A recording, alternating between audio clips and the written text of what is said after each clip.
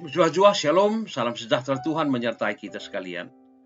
Kita bertemu kembali dalam renungan Jumat 16 Desember 2022. Mungkin badai datang sekarang, tetapi jangan takut. Sebab hujan tidak pernah deras selamanya. Kita berdoa. Segala puji dan syukur Tuhan Allah Bapa di surga, terima kasih. Engkau tetap menyertai, memberkati, memelihara hidup kami sampai saat ini. Dalam nama Tuhan Yesus kami berdoa. Amin. Firman Tuhan Roma 2 ayat 4b. Tidak tahukah engkau bahwa maksud kemurahan Allah ialah menuntut engkau kepada pertobatan? Saudaraku, seorang anak panti asuhan biasa mencuri barang dan menyembunyikannya di dalam lacinya. Kepala panti menegurnya, tetapi kebiasaan buruk itu tetap juga tidak pernah berhenti. Ia lalu mencoba sejumlah cara bagaimana mendisiplinkannya, namun anak itu tetap saja suka mencuri. Mungkin anak itu mencuri sebagai kompensasi karena tidak mengalami kasih sayang dari orang tuanya.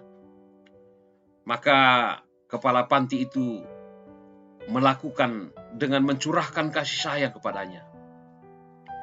Ternyata tidak menunggu lama, perubahan pun terjadi. Dan dia tidak mencuri. Kasih ternyata dapat memberi kekuatan untuk memotivasi seorang agar dapat berubah. Paulus menunjukkan prinsip tersebut bahwa kemurahan Allah, kasih dan kebaikannya menuntun kita untuk berpaling dari dosa dan berbalik mengikut Dia.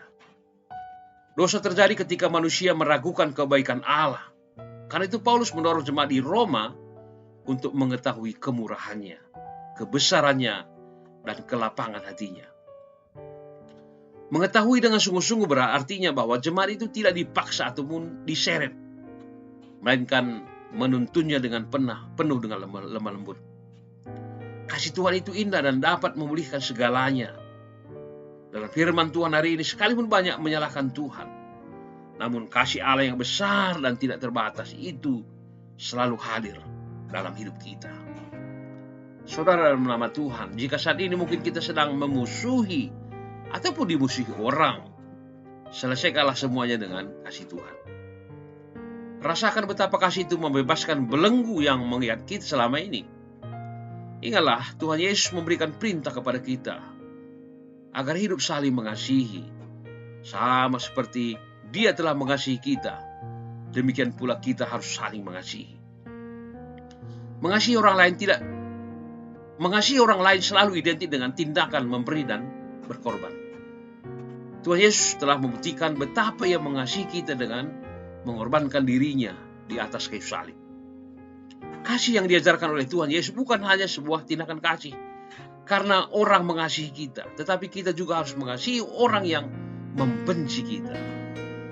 Sesungguhnya mengasihi bukanlah perbuatan alternatif, tetapi suatu perintah baru yang harus ditaati oleh setiap pengikutnya. Ingatlah, saling mengasihi adalah merupakan perintah baru. Itu berarti kita diminta untuk saling mengasihi bukan hanya 1 tahun sekali, yaitu pada saat hari Valentine, pada saat ulang tahun, ataupun pada saat hari Natal, melainkan setiap hari. Dan kasih itu telah menjadi gaya hidup kita.